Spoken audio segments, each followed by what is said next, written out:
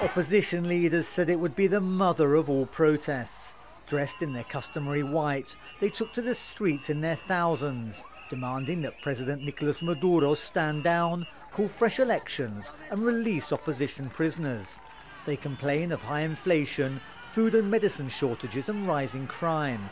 Tens of thousands have left Venezuela. Those who remain accuse President Maduro of being a dictator.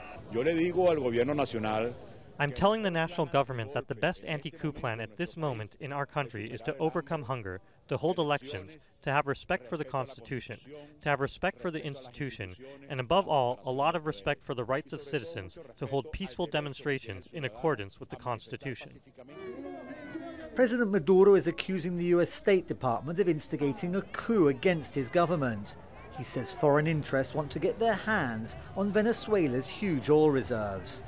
His supporters, dressed in red, held a counter-protest.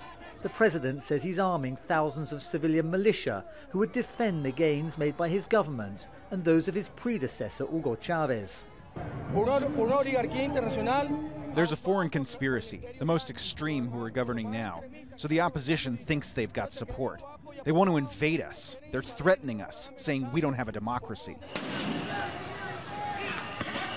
The frequency and intensity of opposition protests have grown since last month the government-controlled Supreme Court closed the opposition-led Congress.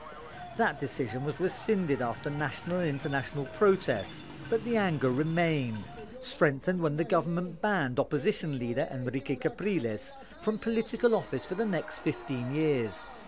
He joined protests in hailing tear gas fired by security forces.